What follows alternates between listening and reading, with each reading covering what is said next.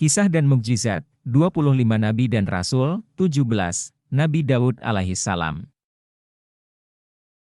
Nabi Daud alaihissalam adalah Rasul ke-15.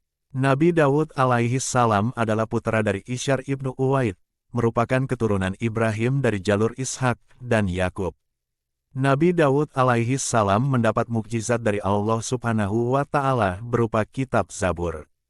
Beliau juga mampu berkomunikasi dengan burung, memiliki suara merdu dan bisa melunakkan besi dengan tangan kosong.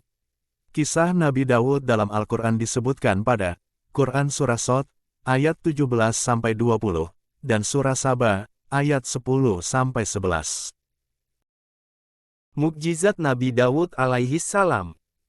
1. Memiliki kekuatan ilmu dan amal. Nabi Daud memiliki kekuatan ilmu dan amal.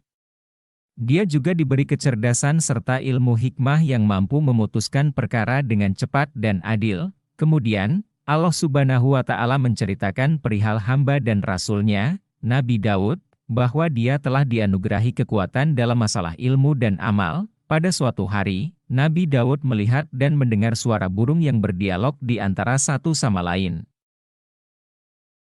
Nabi Daud dapat memahami kata-kata burung-burung itu. Sejak saat itu, Nabi Daud mampu memahami bahasa binatang dan sangat menyayangi binatang. Burung-burung juga ikut Nabi Daud berzikir memuji Allah Subhanahu wa Ta'ala berulang-ulang kali. Binatang-binatang juga sangat menyayangi Nabi Daud dan sangat patuh kepadanya.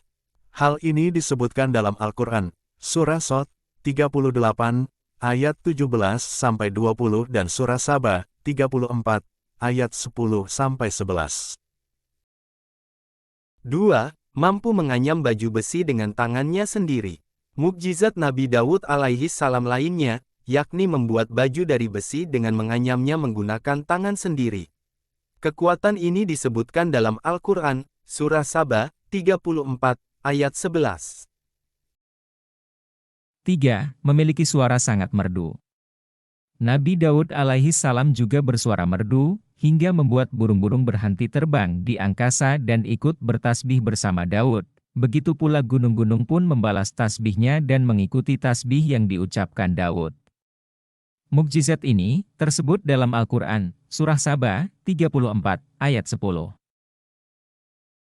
4. Kitab Zabur. Dalam Al-Quran, Surah Al-Isra, 17, ayat 55, disebutkan bahwa kitab Zabur diturunkan kepada Nabi Daud alaihissalam. Kitab Zabur adalah penyempurna dari kitab Taurat yang diterima oleh Nabi Musa. Kitab Zabur berisi doa, zikir, dan puji-pujian kepada Allah. Isi kitab Zabur sering disenandungkan oleh Nabi Daud. Kitab Zabur merupakan mukjizat yang lain dari Nabi Daud.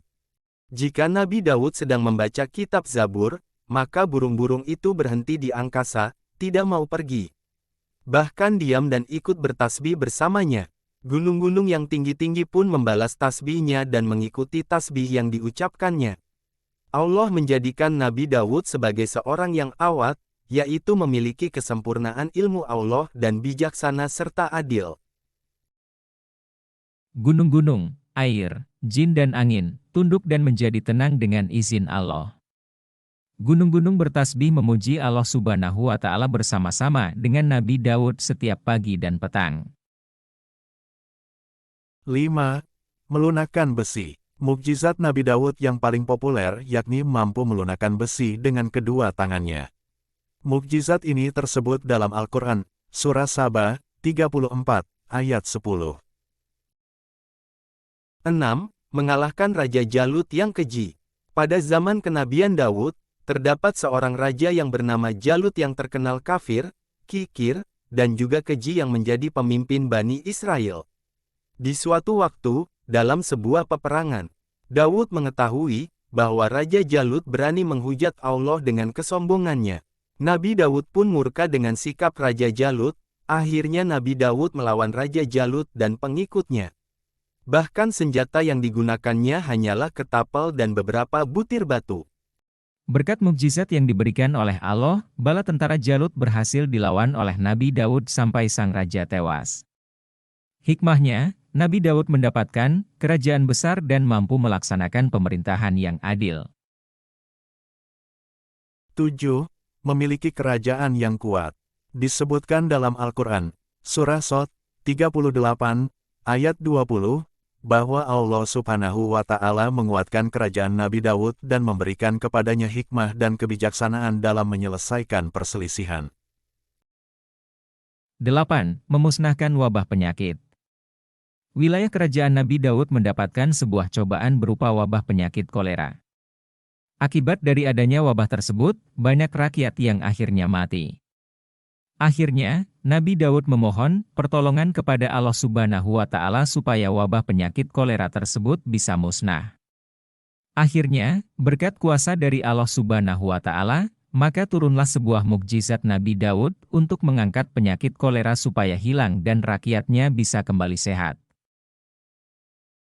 Semoga kisah Nabi Daud ini bisa menginspirasi umat Muslim bagaimana menjadi sosok mulia yang memiliki ilmu dan amalan yang mulia, serta memiliki ilmu hikmah yang mampu memutuskan perkara dengan cepat dan adil ketika mendapat amanah sebagai pemimpin.